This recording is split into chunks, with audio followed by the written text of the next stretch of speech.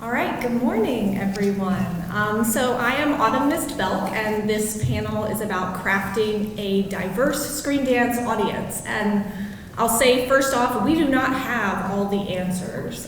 So if you're hoping to just write down, oh, this is how I get a giant audience, we don't have the answers. But I did pull together this panel of folks because I think everyone here is doing something that is a little unique to try and get different audience to see this work. And so each one of our panelists is going to introduce themselves as we jump into our first question, because we do tend to like to talk about this. And our first Zoom meeting to try and go through got completely sidetracked. So if you see us pushing this little iPad, it's a timer for us to kind of keep us on track a little bit.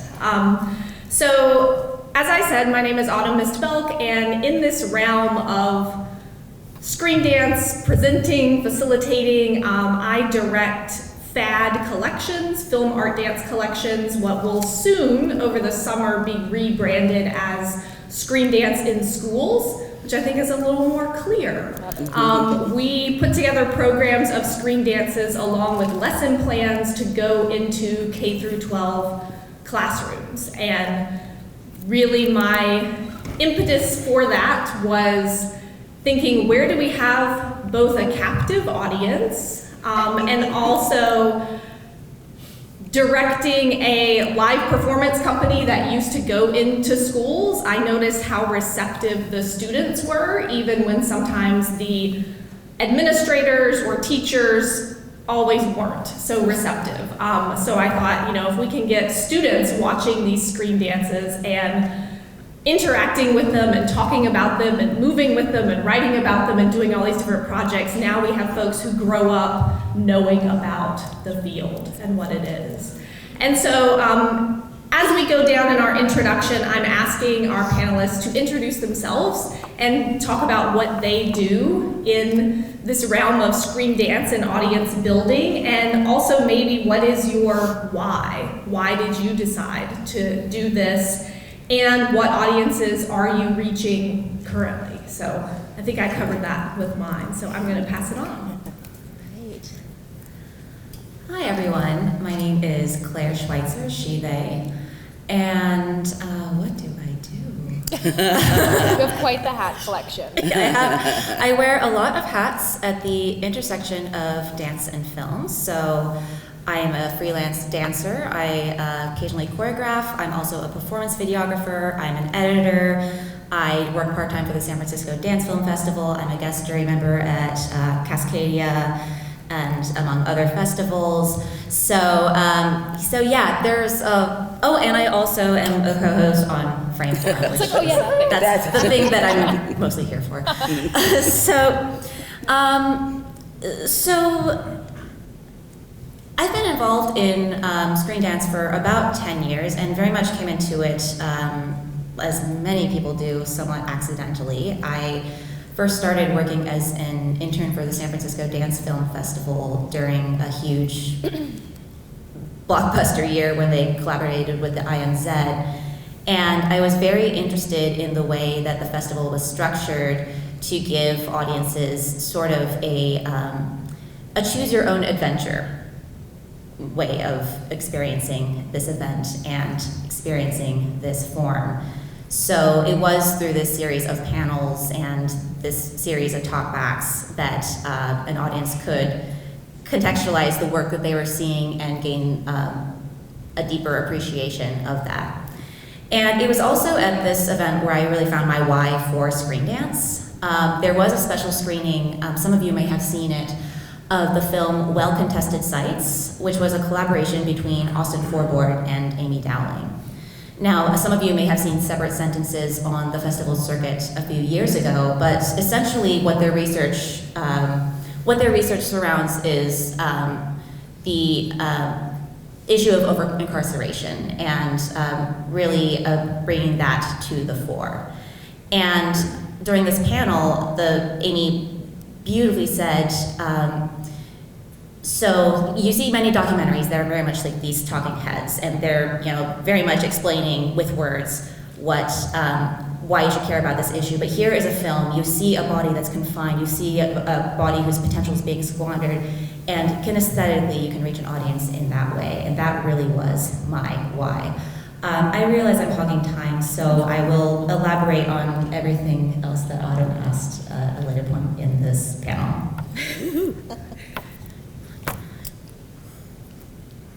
Hi. Hi, sorry. So my name is Robin Chi. I am, lots of things in lots of spaces. I have founded a small, what I call boutique film festival. I think that's my sort of role in this exercise a bit. I teach screen dance. I live in the body, but I have a small film festival located in Greensboro, North Carolina, in which we sort of screen film from all over the world. My why? Why not? I mean, I kind of tend to occupy spaces in ways that are meaningful to me. I'm really interested in representation and providing space for people who otherwise would not be included in sort of these modalities. So my film festival is sort of small intentionally. And so the idea of how we look at building audiences is slightly different. It's not necessarily hierarchic, but it's sort of lateral thinking. Why for this work? Did I answer it? Why? That's sort of my why.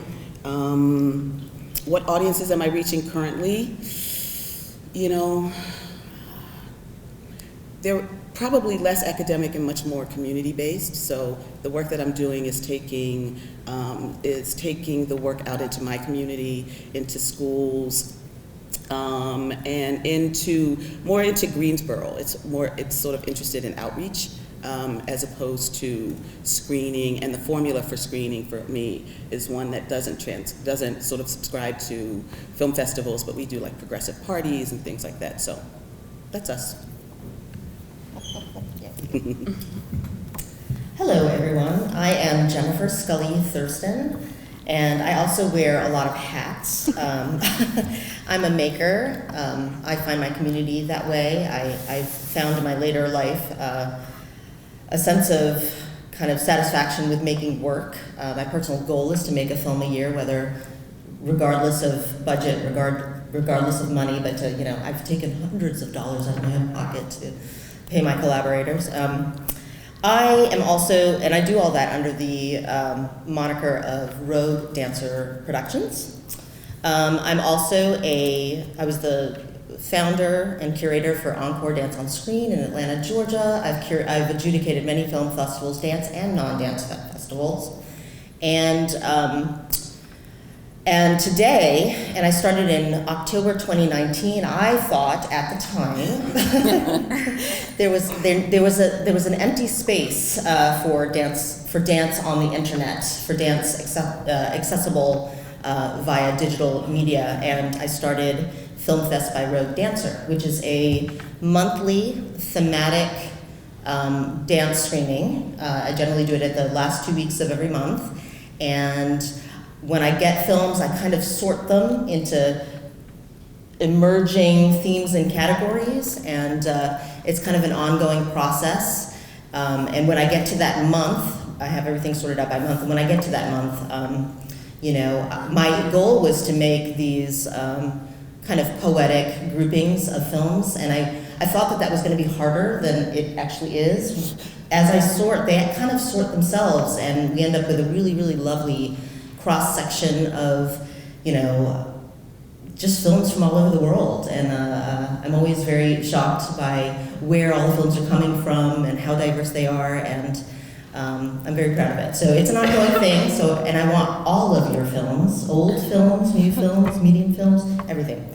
The why for me is a very personal journey, and I'll share with you that I found myself kind of nearing 40 years old, alone with 2 children and not having danced in many years. And I kind of my whole life I was kind of frustrated by being a performer and not having, my loved ones not actually making it to the performances and not actually getting to see the hard work that I was putting into what I was doing. So part of the why is the audience, generating audiences.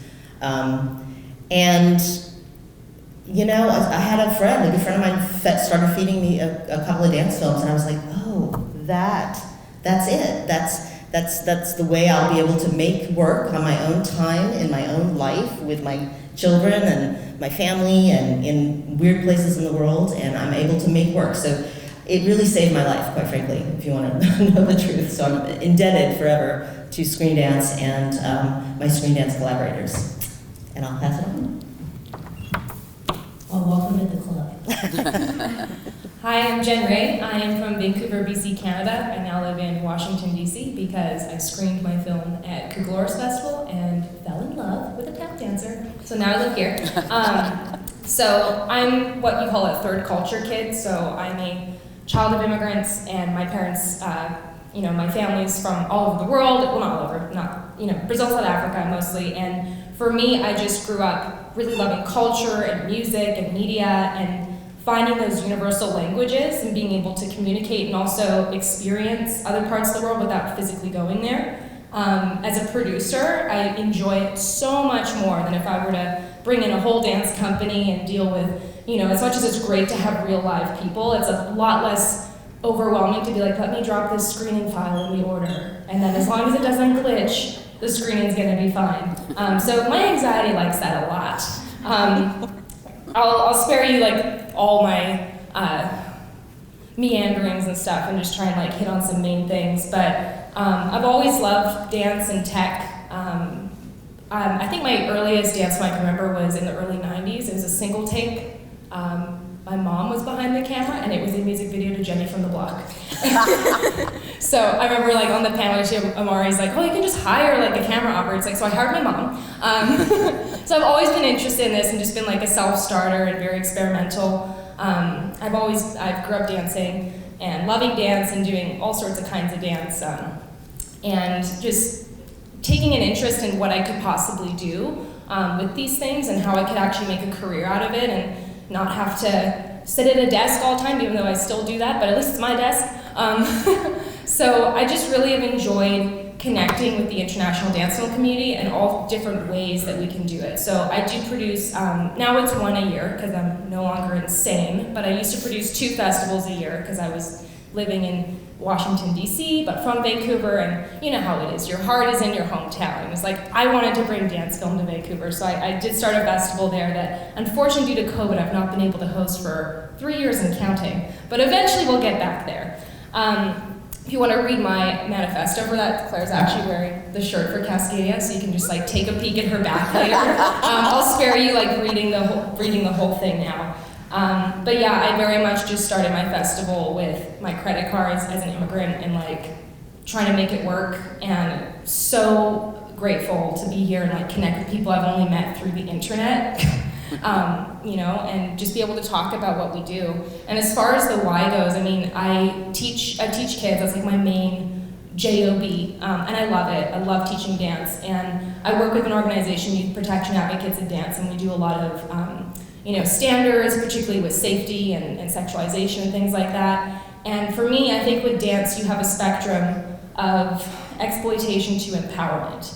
And I think when you have no agency, you're being exploited, you're a vessel for someone else. And when you're empowered, obviously it's the opposite. It's self-driven. And I find that screen dance allows a little bit more potential for that empowerment in some way. I've just really enjoyed this kind of sector of dance. So I think that's my why, is elevating dance and showing that, Kara mentioned yesterday, we gotta look at the gaming community, look at the sports community as well. Gaming and sports, it's follow the money, right? So it's I'm just very interested to investigate those overlaps. And yeah, that's kind of my bio. You can also read it in the program.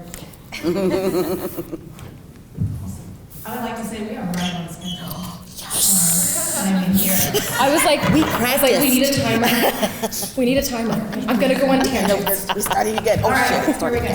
So our first big question for the panel is, what strategies have you implemented for pulling in new audiences? And I'll preface this first by saying I think we've all been to festival screenings and looked around and said, wow, where is everyone?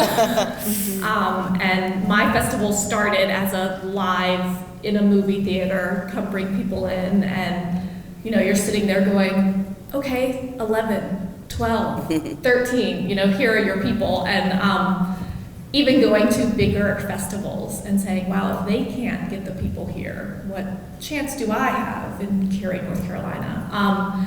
And so that's kind of what started well, let's look at how to get more audience in here. And honestly, personally, I got frustrated with continually inviting people to things and then having to explain what screen dance or dance film is. And I think we all know that's really hard. I felt like it's coming up as a modern dancer, it's the same as when someone goes, oh, what type of dance do you do? And you say modern, and then you're like, oh, great, okay. Explain what modern dance is. So it's the same thing, having to explain what screen dance is. And even as a field, I'm not sure that we have a real great elevator pitch of what that is, because I feel like it's really yes and. It is that and it's this. It is that and it's something else. And so that's what started me on, it's the education. Educating people on what the field is and how to get into it. That it's not going to be like some highbrow modern dance concerts that people go to and go, well, I just didn't get it and it's not for me. Giving people a way in to understand what they're seeing and to interact with it. And so that's why I added this educational component and brought in, here are lesson plans. We can connect to dance classes in the schools. We can connect to poetry class. We can connect to history. We don't have a lot of films yet that are connecting to math and science, but that is hopefully where we can grow. Great, we've just found some. And so that is, if we can start to educate from the kids what this field is, now we have audience and we have more folks to participate in the field. And kids usually bring their parents to stuff because otherwise they aren't going to get there. But I'll continue on and let Claire. So before I address this question directly, I do want to shout out Hannah Weber, who is a Frameform colleague who was unable to be here this weekend. It is actually just her birthday a few days ago, so everybody on Zoom wish her happy birthday. But the idea of a podcast had been in her brain space for quite a few years, and quite a few years preceding COVID as well. And one of the reasons for this is she, and like many other dance film screen dance practitioners, weren't able to go to events where dance film was being seen, or where people were meeting to discuss dance film. And thus, we're kind of feeling left out of the conversation. And I think it's worth noting that a lot of these spaces, especially if you're thinking in terms of the US, because in Europe, even if you can go, I wouldn't say it's completely easy. You still have to deal with Ryanair and EasyJet and all those terrible, wonderfully cheap but terribly run airlines. But when it comes to the US, there's a lot of distance to cover when it comes to attending events in person. So her idea was to create a podcast, not only to bring conversations that were happening at these events to a wider audience, but also as a way to continue the conversation. Conversations and ideas that were started at events like this, but sometimes were discreetly left at these kinds of events and not really revisited until the next one. So each season, we are currently in planning for season 3. Hannah really, she uses the term curriculum to lay out the season. So this really is a way of educating audiences through a variety of frames that relate to them about this form. So the typical episode structure is we usually curate 3 films and we discuss a certain topic about those 3 films. So sometimes we'll focus topics on warehouses. Why? How? And how are they used? How can they be used? Still one of the best episodes. Such a blast. But we'll also take a look at pop culture. We also had I think the episode we've received most feedback on is the episode about Oh yeah, we've had a TikTok episode. We've also had a dance videos episode. So as Amari was mentioning yesterday, the videos with the red brick wall in the background with the gimbal going woo. So we really want to meet our audience where they are and where they're most familiar with, but still have rigorous debates and rigorous discussions about the work that we're seeing. So. Well, when Hannah asked me, she's like, "Do you want to do this thing?" I said, "Yes, but Claire's coming with." Because we have the best time, and I don't know if anyone here's heard of Frameform before or has already subscribed. Yay! Awesome. But I do think it's probably one of my favorite projects because it's very flexible, and we do get really in the cracks on certain things that we wouldn't do at a festival. And we have about 15 to 20 episodes per season. We couldn't do like a 2-week festival and have everyone stop their lives and talk about all these different topics. So this is much more, consumer friendly, but also helpful for us as producers to really plan it out. I really, like I said before, education is really important to me. I think it's like a pathway into creating a life that you want, and the answers are out there, and not everyone can have like a formal education or afford it. And there's so many great resources available or online courses, and I think that Frameform is just another one where people can have a very accessible entry point to understanding what screen dance is or what it could be. Some of my favorite episodes are definitely those cultural kind of deep dives. Particularly, I really liked our TikTok episode because we not only got into the form and like those sorts of technical things, but we also got into ownership, and we got into like the legalities and how scary the internet is and stealing. And all those things are very much not things like I really want to focus on in my life from an artistic standpoint, but I think they're really important to discuss as they kind of take over the mental and just the cultural landscape. As someone that works with a lot of youth, it's kind of scary to just see like people sometimes developing in a way that's not mindful and just trusting technology so much. So I definitely enjoy those episodes where we kind of unpack and maybe talk about some more controversial things. And I'm sure that, I don't know if it's come across in this panel, but I think it's important to be willing to kind of say those things that might teeter on controversial so we can kind of get a better understanding about it. So I really love Frameform for that. I don't want to ramble, so let me just make sure I'm not missing anything.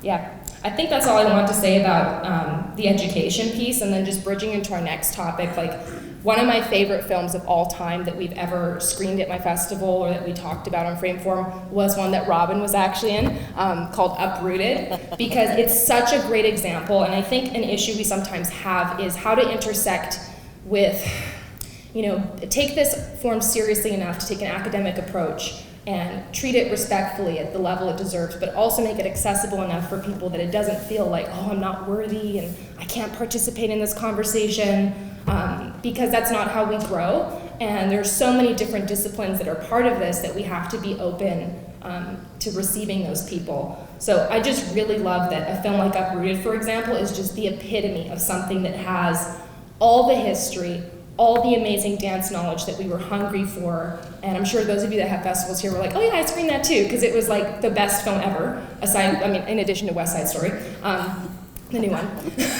We can talk about that later. But, just that overlap of market accessibility and relevancy, but also serious subject matter. And I think that that's part of why we're here, is like how to find those areas to make things work so we can have that audience and keep things growing. Sure. Okay. It's like giving me the evil eye. Okay, so I just have to create some context. Okay, so for me, to actually have to say that representation matters, right? Of course it does. And perhaps it didn't matter to other people before, but it's always mattered to me as I live in this body right here, right, occupying spaces that otherwise people like me wouldn't occupy. So to that end, since I was 14 years old, I'm going to be 60 this year. Since I was 14 years old, I never had an educator or someone stand in front of me who looked like me. As I began to dance, there were very few examples of stories and voices and people in these spaces. I have been other and otherized like most of my adult life. But actually that's a good thing, because I know that by being in this space, I'm here because of all of the things that people have done and lived in spaces before me, right? So I am a reflection of my family and my ancestors and my culture. And so for me to actually be in these spaces, I know that representation matters. My job is to start conversations that helps other people understand that there are lots of different ways of being in bodies and being in spaces. So my festival, the fact that I actually like have to say this in writing, like I'm really interested in stories about race, place, and identity.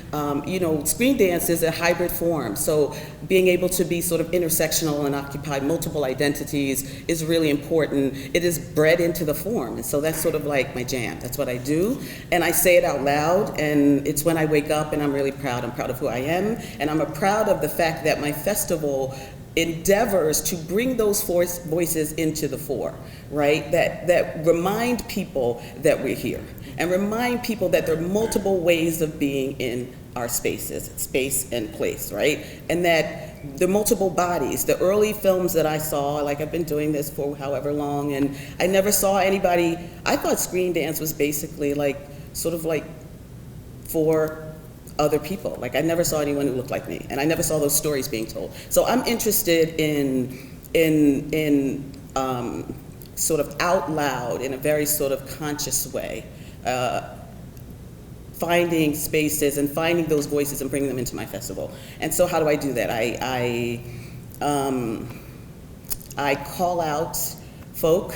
I offer waivers. Lots of people know this about me now, so Kelly will send me films. She's like, they might not be right for our programming, but you know, check this guy out. I'll like, you know, stalk him, track him down. I offer waivers, and so I do programming that sort of will highlight the diverse bodies that exist in the world and diverse stories, both in front of and behind the camera, because it's not just about seeing and being seen, but it's about the telling of the story and the voices. So that's kind of why representation has always mattered, not just as a function of our racial reckoning that's happening now, but it's always mattered. I just enjoy the fact that we get to kind of talk about it in a very conscientious way now.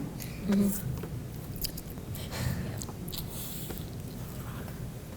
Claire, do you want to? Oh, do you have anything? No. Okay. Jump into accessibility. Yeah. So I think that this also ties into what areas of current practices of screen dance presentation and discussion are and aren't accessible. Sorry, good morning. And which ones, and in what ways that we might not quite understand are they not? For example, I'm neurodivergent, and so I love long events like this where I can get a lot of information, but it also does require pretty intense self-regulation in order to really sustain throughout the day. And likewise at festival events and festival screenings, like they're usually just, you know, packed one right after the other, which for certain people that can be incredibly overwhelming. And not to mention a lot of these spaces are not ADA accessible or do not have audio descriptions or do not have subtitling. Like I remember I was working with a deaf dancer and I felt embarrassed that was the time I had to ask, how do I subtitle music? Like what's that process? So I think that each event or each I don't want to say codified, each each method of discussing and screening this work does require a lot of reflection on the part of who's presenting it. And I'll take over.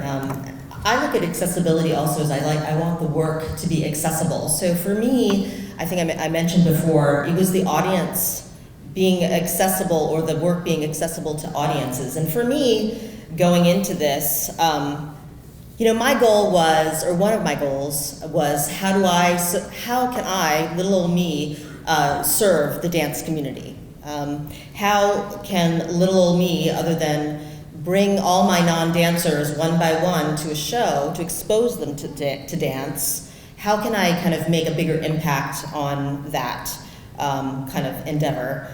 I always say, and you may or may not agree, I think it's not that people don't like dance. It's that they don't know it because they're not exposed to it. So my goal is eyeballs. I want eyeballs. I want eyeballs on these works. I want eyeballs to see how diverse the work can be. I'm interested in the internet space because I can reach eyeballs across the world. I think it's really important that we make non-dancers into dance lovers. So I think that's really, really important. And I think the internet space is kind of was the uncharted territory for that. And I think we're still working on it. I think with every filmmaker, and I did the same thing, I stalk people. I'm like, hey, I came across your film, and I would you consider, submitting to me? And I think with every filmmaker, you bring a community of family, you bring a community of friends, you bring a community, their local kind of grassroots audiences into the fold. That's the theory. So I believe that I'm still kind of working towards that, but I think with making the work accessible, I think it's important for the work to be seen. And I also just want the work to be seen. I want so much work goes into dance, so much work goes into dance film, whether it's a small piece or a bigger piece or a really big piece. I think it deserves to be seen. And I'm hoping I'm bringing a meaningful, I'm a meaningful part of the conversation. You are. So, Right. You are. yeah. Thank you. Did we make it? So, well, no, we are way behind, but that's okay. I'm like, what does 12 mean? You can tell I was like afraid to look at it. Why is it in front of me? That I is our wanna know. countdown until we have to go to questions. Okay. Comments from the audience. Stressful. So in this big bucket of strategies, lots of these overlap, of course, but a couple other things we did want to touch on, and I'm going to cede to other people to talk about this more, is meeting people where they are. I think my festival is pretty self-explanatory. You have students in a classroom and you can make them watch this film and do a lesson on it. But Robin, I think I'm going to turn to you about. Okay, so meeting people where they are, for me, meant, I kind of touched on this earlier, this idea of not necessarily conforming to traditional festival formulas for screening. So we have a kind of progressive party. I think that there's a sense of being in our bodies in the ways in which we consume screen dance. So I screen films in alternate spaces, gallery spaces, interactive spaces. They move, they rotate and revolve and kind of revolve around sort of a time structure. So people are moving. It's kind of like not even a party, but it's people are allowed to engage in the body. Because one of the things that I found in early iterations of my festival was that people were sitting in a dark room, like watching this embodied experience, and they didn't quite know what to make of it. And I had a friend say, I don't know what I'm looking at. Like, I don't know how to process this, like, what is this? Do you know what I mean? Like, and then we spend 20 minutes talking, and I thought, what would happen if we were doing that in between screenings or during screenings? So I try to create a space that is a little bit more fluid in the ways in which people consume the work, and ask questions and engage with one another. So it's not about me, but it's about kind of engaging with the community. If we're talking about building community, then the community is beginning as they're consuming the work, not after, and not simply sort of sitting in the audience. And so that's also my kind of way of meeting people where they are, in that, you know, if you create a fluid, embodied space to consume an embodied product, even though it's filmic, perhaps they're just engaged with it in a different way. And honestly, by keeping it small, I think we've been relatively successful at that. And that people, I get a new kind of clientele and demographic all the time because there's a vibe. It has a kind of a vibe, yeah. Something I started doing this year is, so I'm the first person that I do not like dance competitions. For 2 years, I was a director through Youth Protection Advocates of Dance for kind of the countercultural dance competition, where we actually screened music ahead of time and provided feedback on costumes and artistic choices. And this year, I partnered with a dance competition in Canada, in my home state of province of British Columbia. I also say y'all now. That has happened. I have changed. But I partnered with a dance competition, and we're screening like short clips, or in some cases short films during longer breaks. It's not ideal, and I understand that you miss the conversation. And when I do screen in a festival environment, conversation and screening always go together with frame form. I mean, those show notes are packed. It's basically like a follow along screening. But this was a choice I made to meet people where they are. And going back to one of Autumn's first points, like, I think if we wait until students are in university and college, it's already too late.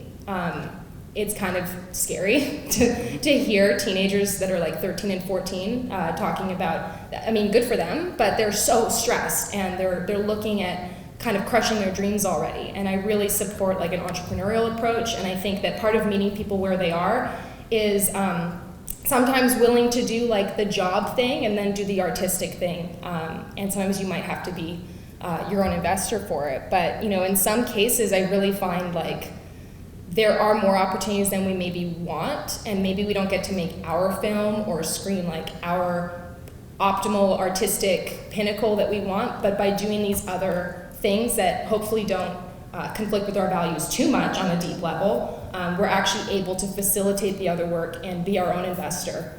You know, as someone that when it started dance cinema by myself as a student, I didn't have a friend that I was like, oh, let's do a nonprofit together. I was just like, I'm gonna be a sole proprietor and figure it out. And I talk to young people a lot about that, saying like, hey, like you can do this and you can slowly make it work. And I think that meeting people where they are means also being willing to maybe go out of the way from what is your own comfort zone, or, you know, not to be so like exclusive about things and precious. And I think that's something I maybe did at the beginning, the first few years of what I did, and I've realized like, wow, I can really attract more people to this art form, especially if I open up the age gap. Yeah, so I just encourage everyone, like, you know, we've even got a baby and a teenager, or I don't know how old you are, but we've got, you know, Katrina's daughter in the audience. You know, like, young people have dreams, and like they already start kind of tapering them down as they get older. And I think that the sooner we can get to audiences, the better. And part of doing that is opening what we're showing as well.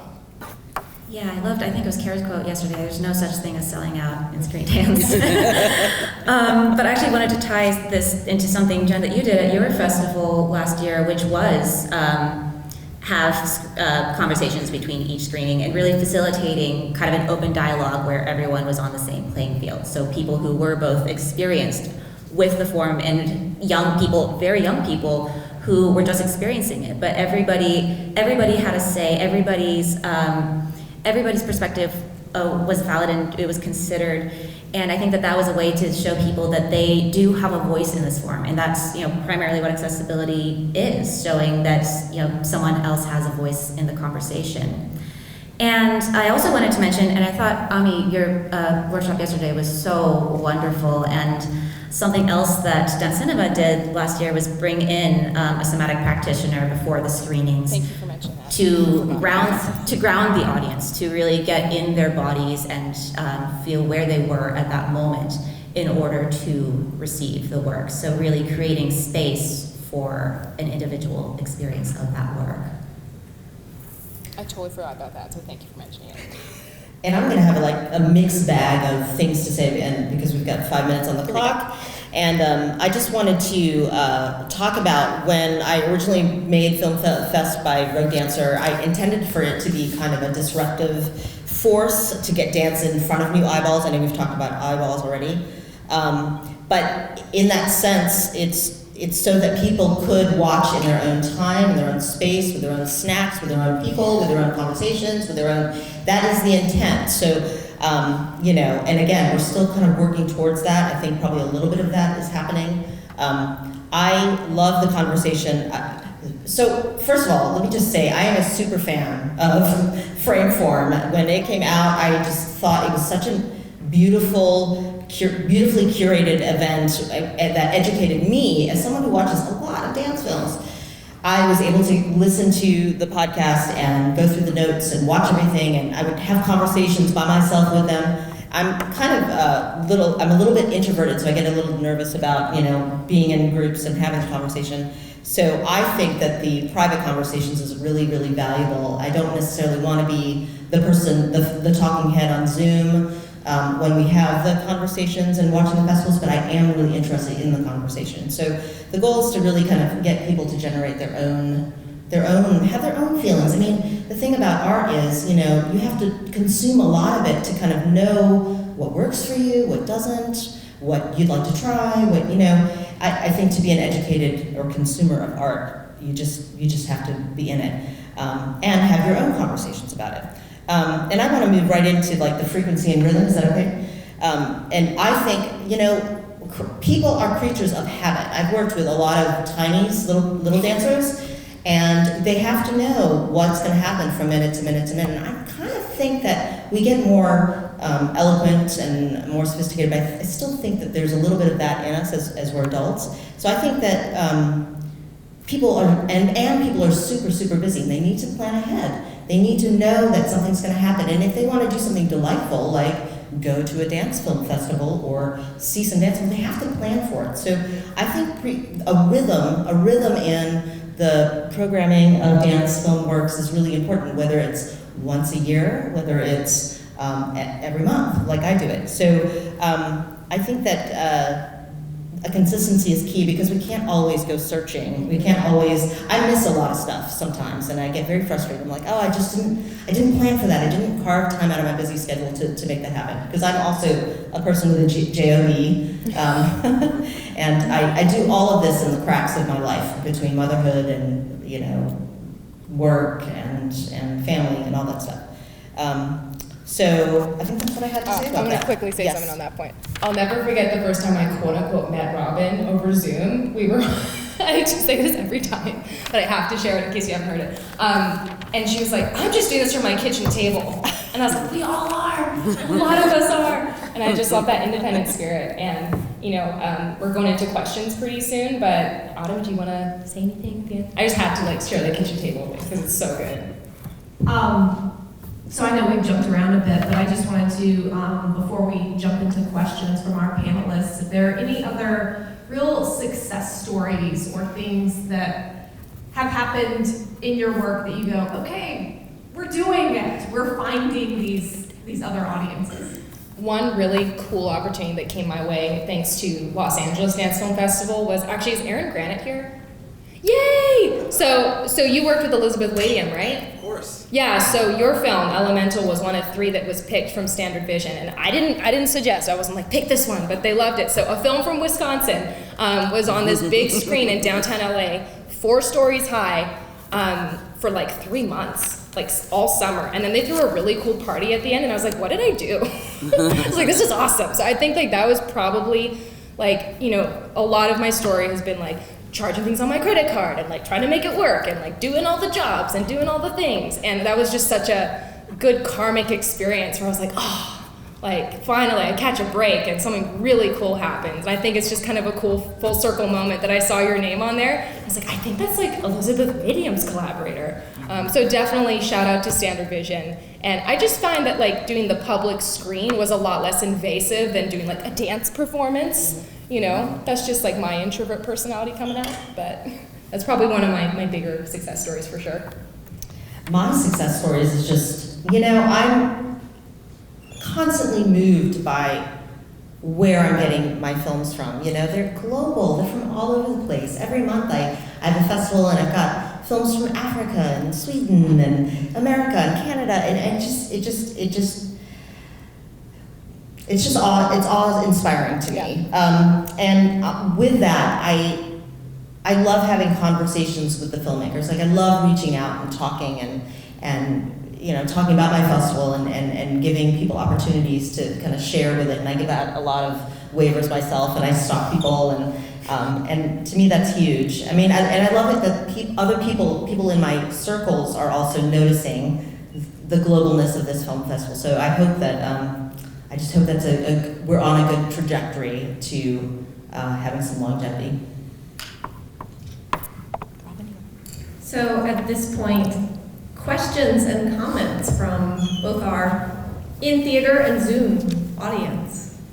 I'll just interject real quick. If you don't want to come and speak into the mic, then we'll just have the panelists repeat the question for you. That would be an important part of it. Yes, absolutely. I'll be happy to repeat the question for the microphone. We can do fun questions too. All right, Kara. So I love how you all are describing all the different ways that you invite people into the space. And there's something to be said for playfulness in our curatorial practice and the way that we invite people into our spaces. And I feel like sometimes screen dancing can take itself a little too seriously. So I'm wondering, in your own spaces, how are you having fun? How are you helping people to have fun when they come to be with you and the work that you select for your events? And tell me about that. All right, so to paraphrase that a little bit, playfulness is an important part in the curation process. How are we, because screen dance sometimes can take itself a little too seriously, how are we adding that fun element, that playful element into our process? I think for me, Frameform is the epitome of that. Like the festivals are really fun, and as you can tell, like I have a bit of a sense of humor. So like the festivals are fun, and like facilitating, hosting those events, and that has a very playful vibe to it. If you ever come to DC or Vancouver when we eventually get back there, maybe the next symposium. But anyway, so I think for playfulness, like I think we need to be able to also be sensitively critical about what's not working. I think those are some of my favorite Frameform episodes, particularly the warehouses one, and then kind of its polar opposite, the deserts one, where we're just like drooling over all the films we picked. So just being able to be healthily critical is also part of that playfulness, and being able to laugh at ourselves. Like one of our best episodes, I think, was Outside Eye, and I specifically asked the director of DC Short Film Festival, who I met when I first moved, and he's like, I don't like dance film. I told him I was starting a dance festival. He's like, I hate it, and I was like, okay, you don't have to like it. I'm still gonna have it. And he's like, no, like that's great. It's a niche. I just probably won't ever go because I just can't stand dance films. It's like really indulgent, and I don't get it, and just like roasting it. And I was like, I need to hear this because this is how we actually reach more people. So I think part of the playfulness is a respectful criticism and being like, okay, how do we actually find stuff that reaches more people? And not take ourselves so seriously all the time, even though Cygnus is amazing. Like seriously amazing. I was gonna say, I don't take myself too seriously as an artist. I mean, I take art seriously, but I don't take myself seriously. And in the work that I make, I have something to say, but I try to wrap it up in a delightful little package. But I think the way I do it is that thematically, I pick themes that are fun sometimes. Sometimes too serious, but like our next theme is parenthood. But I've had a theme for play, and I've had a theme for color, and and joyful.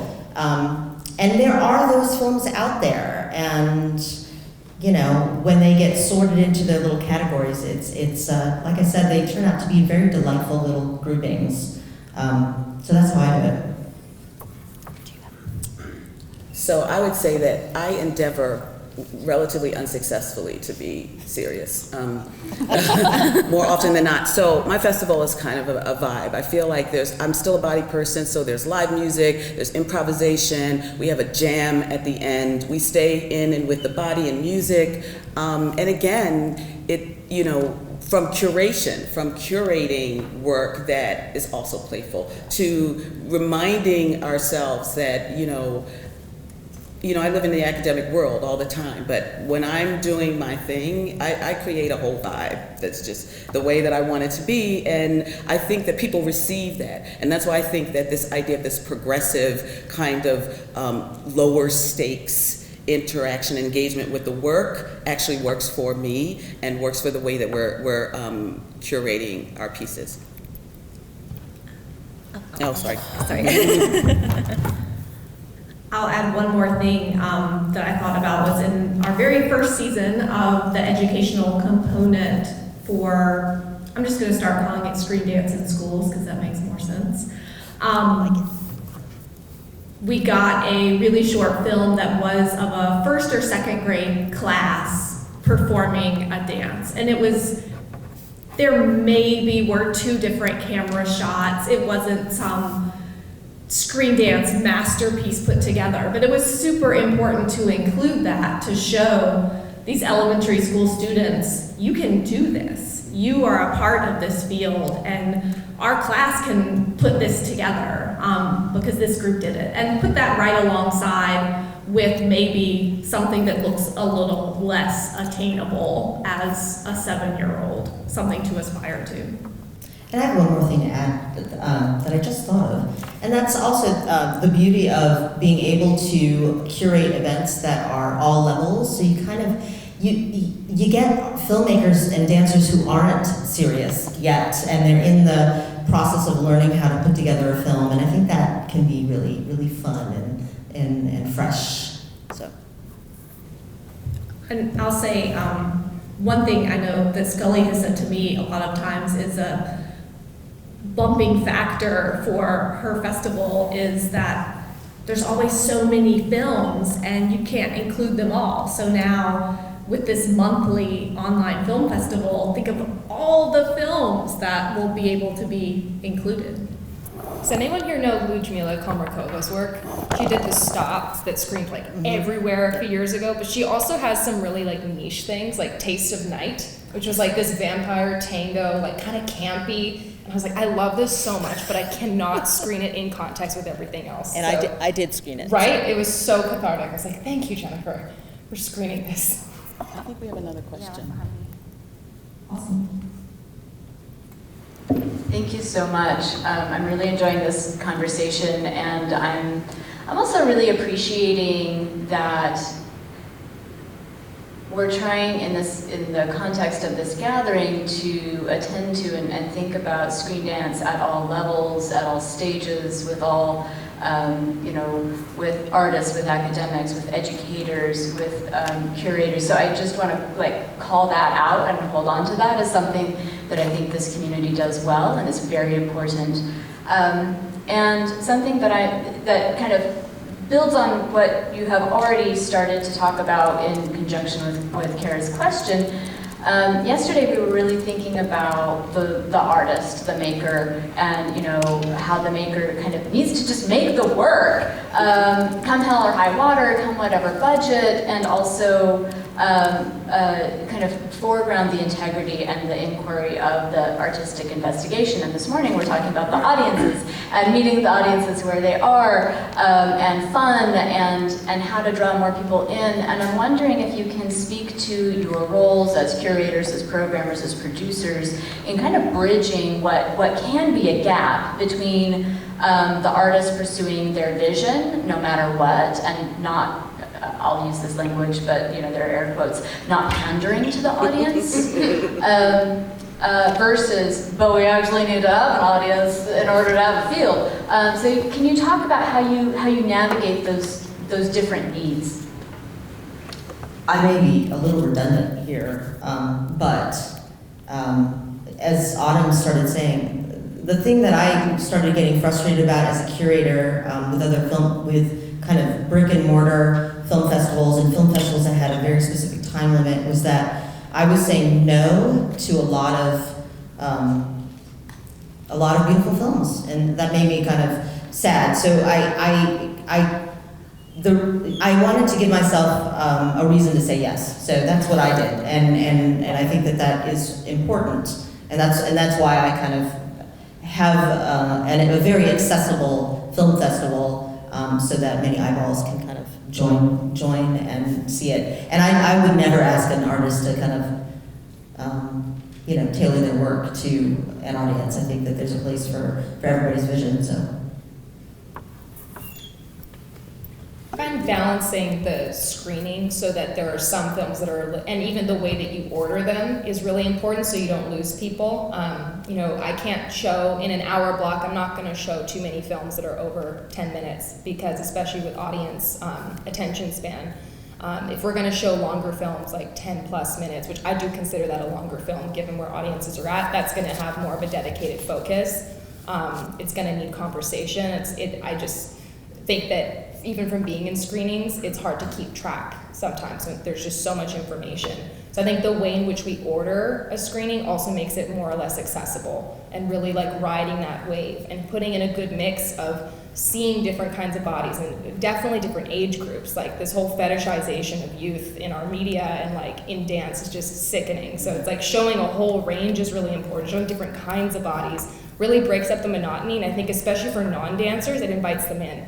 Because I think dancers are kind of, Albert Einstein quotes the athletes of God. Like they're just, whatever your religious belief, like that's just like an interesting concept to think is like they're kind of seen as a separate being sometimes. So being able to represent more people, going back to that really important point from earlier, invites more people to actually engage with it and see themselves in it, and for non-dancers too. And I would say keeping in mind where us as curators and the producers knowing where that film should go. Yes. It might not be on a screen in a theater. It might be somewhere where people can pass by and watch a few minutes while they're doing something else. I think we have a Zoom question. Yeah, so there's one comment from Angela Rosalie's Chalice. Yay! I would like to thank all of you for working so hard and supporting filmmakers. We create the work, and then it's in your hands to share it. Thank you. Then there's question A and B from Catherine Stevenson Millay. First off, Catherine says, I'm an older filmmaker who has never submitted work to a festival.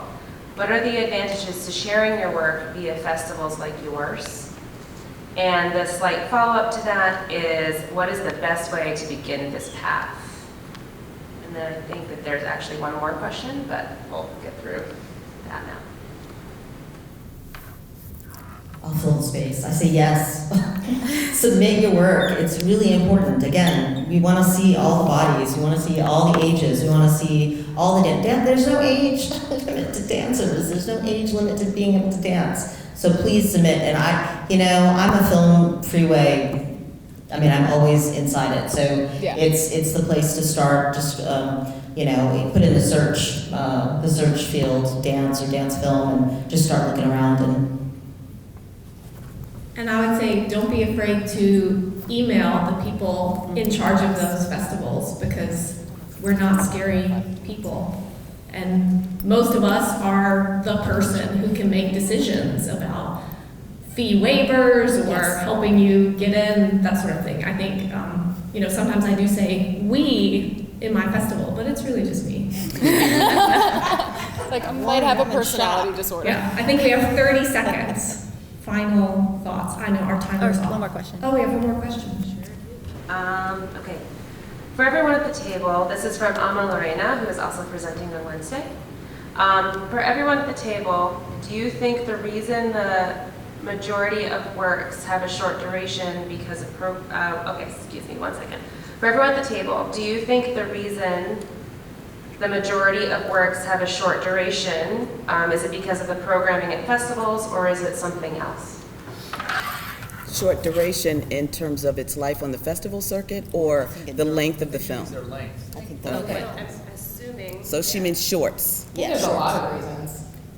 I took duration to mean length of the film. Okay. Yeah. Yes. I think there's a lot of reasons. I think one of them is budget. Like, it's easier to make sometimes a shorter film than a longer film. And I think it's also just a good strategy. As a curator, it's a lot easier for me to say yes to your film if it's like 60 seconds shorter. And maybe it needs to have that extra 60 seconds or 120 seconds, but if you can say it in less time, audiences do tend to prefer it unless you're purposely using duration for a particular reason. It often, I find, and talking to other curators too, I don't know how everyone here exactly feels about it, but I find that it does make it more difficult to place. And I'd rather say yes to more films that I can coordinate in a shorter amount of time, unless there's something really special. I'm like, yeah, we're gonna sit for 9 minutes and watch this, okay? And we're gonna cry, and we're gonna talk about it. Guide to Breathing Underwater, Raven Johnson, shot in smartphone. Yes, ditto. And I think it's much easier to say yes to 5 films than yes to just one, so.